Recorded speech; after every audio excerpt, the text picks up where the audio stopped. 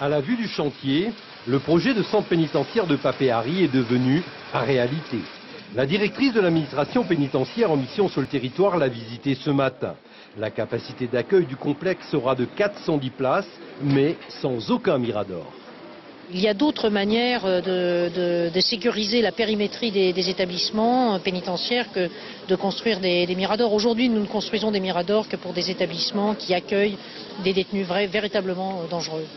Les premiers détenus seront transférés au cours du premier trimestre 2017. Les travaux de construction seront terminés en fin d'année 2016, une aubaine pour la municipalité de Teva-Yuta. Un centre de détention avec cette capacité de financement d'abord direct et puis demain l'économie indirecte qui va être engendrée par la présence de ce centre de détention. Bien sûr que la petite commune de Teva-Yuta et notamment la localité de Papéari attend beaucoup en termes de retour, surtout pour la valeur économique de la présence de cette prison. Mais en attendant l'ouverture du centre, il appartiendra à Gilbert Marceau, le directeur de projet nouvellement nommé, de préparer l'ouverture de l'établissement et d'organiser les concours déconcentrés nécessaires aux divers recrutements. Nous ouvrons le concours d'ici la fin de l'année pour un recrutement environ de 150 surveillants, donc avec des centres d'examen sur Tahiti bien évidemment, mais aussi aux îles Souvent et aux Marquises. Et nous souhaitons poursuivre sur d'autres formes de recrutement, toujours au niveau local, pour les autres catégories de personnel, personnel administratif, personnel technique et officiers. Au final, le centre pénitentiaire de Papéari emploiera de façon directe environ 200 personnes. Isabelle Gors, bonsoir. Bonsoir. Alors le ministère de la Justice compte 5 directions. Vous dirigez l'administration pénitentiaire et vous êtes en mission chez nous depuis vendredi. Vous avez visité le chantier de Papéari ce matin, on l'a vu. Êtes-vous satisfaite par l'avancement des travaux ? Oui, je suis très satisfaite de l'avancement des travaux. On voit maintenant très bien comment l'établissement va être configuré, les bâtiments de détention, les locaux communs. On est dans les temps ? On est dans les temps et l'établissement sera livré en temps et en heure fin 2016 comme prévu. Alors contrairement à Noutania, les conditions de détention seront vraiment bonnes. Bibliothèque, salle de sport, cellules individuelles. Le but est de favoriser l'insertion des personnes condamnées ? Oui, tous les établissements pénitentiaires ont vocation à favoriser l'insertion et la réinsertion, ou la réinsertion des personnes condamnées. Il est vrai que meilleures sont les conditions de détention, plus facile c'est de travailler avec la population carcérale. Alors, pour l'instant, c'est Noutania AFA 1 qui compte 430 détenus, le de 150. Un rapport sur les prisons ultramarines a été remis en juillet. La garde des Sceaux en matière de surpopulation outre-mer, c'est la prison de Noutania qui a le taux d'occupation le plus élevé. Quelle solution à court terme ? À court terme, c'est difficile d'aller au-delà des efforts qui sont faits par les autorités judiciaires pour aménager le plus possible les peines.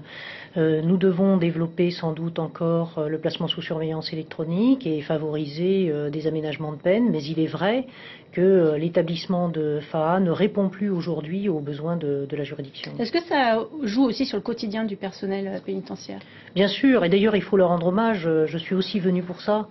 La qualité relationnelle du personnel de surveillance avec la population détenue fait que la détention est apaisée. Alors, Noutania sera réhabilité, Alors, techniquement, il faudra bien entendu réhabiliter FA. La question aujourd'hui de la décision d'engager les travaux et du calendrier de ces travaux nécessite un arbitrage politique. Ce n'est pas encore vraiment décidé. Le budget du ministère de la Justice et de l'administration pénitentiaire sera présenté par la garde des Sceaux dans les prochains jours. Vous connaissez l'intérêt et le souci de Madame Taubira pour les établissements ultramarins. Des annonces seront faites à ce moment-là. Je suis confiante. Parce que pour l'instant, 410 places, est-ce que c'est pas un peu juste au niveau de Papéari ? Alors, Papéari sera un établissement d'exécution de peine. Donc, FA devra de toute façon continuer d'accueillir des détenus pour les besoins de la juridiction, notamment pour les prévenus, les gens qui sont en détention provisoire, les femmes et les mineurs. Alors, à Papéari, le collectif Tevayari Tematara a régulièrement manifesté contre le projet de la prison. Pour ses habitants, les entreprises de Teva-Yuta ne seraient pas assez impliquées, par exemple. Qu'est-ce que vous leur répondez ?